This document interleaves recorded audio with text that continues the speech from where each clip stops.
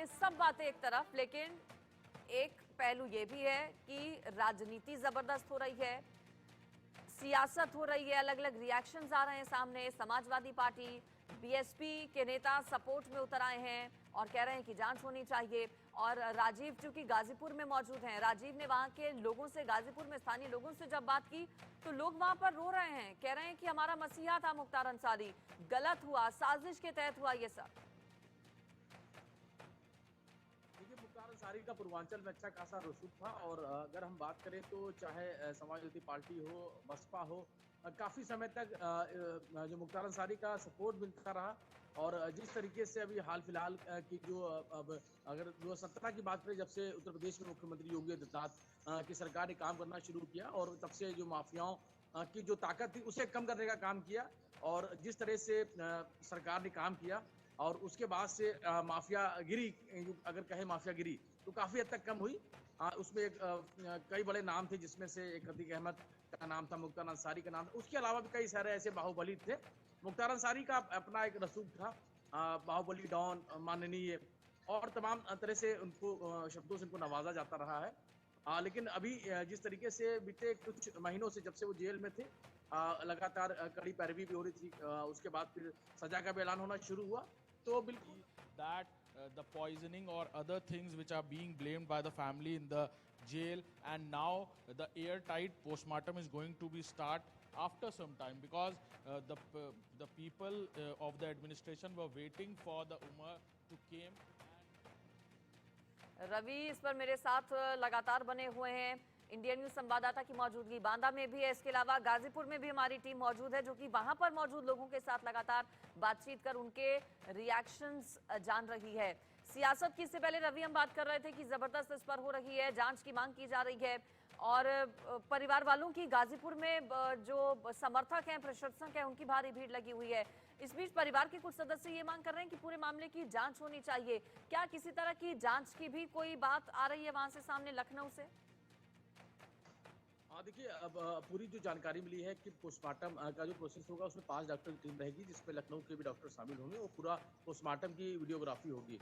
और उसके बाद अगर हम बात करें तो जो जानकारी मिल रही थी कि जो बेटा उमर है अंसारी है, वो पीएम के बाद जो उसका जो बॉडी है मुख्तार अंसारी की, वो उसको पीएम के बाद उसको रिसीव करेंगे और बॉडी को लेकर परिजन है वो गाजीपुर मुख्तार के आवास पर पहुंचेंगे, जहां रानी दुर्गावती मेडिकल कॉलेज में इसका जो पोस्टमार्टम है वो करा जाने की खबर थी। और हॉस्पिटल समेत पुलिस, जो कि पूरे जिला प्रशासन है, वो पूरी उनकी मौजूदगी रहेगी। हालांकि जिस तरीके से परिवार ने पहले ही आशंका जताई थी, उसको लेकर भी उनकी मांग है कि इसकी जांच होनी चाहिए। फिलहाल जिस तरह मुख्यमंत्री योगी आदित्यनाथ ने कल अपने आवास पर बैठक की, जिसमें डीजीपी प्रशांत कुमार, उसके अलावा जो एडीजी लॉ एंड ऑर्डर हैं अमिताभ यश, वो मौजूद रहे हैं।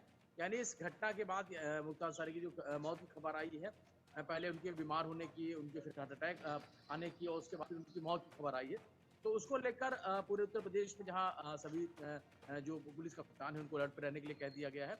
यानी कि कानून व्यवस्था है पूरी तरीके से बेहतर बनी रहे, किसी प्रकार की व्यवस्था ना हो। हालांकि आज शुक्रवार है, जुम्मे की नमाज भी होनी है, उसको लेकर भी पुलिस की उस पर नजर रहेगी।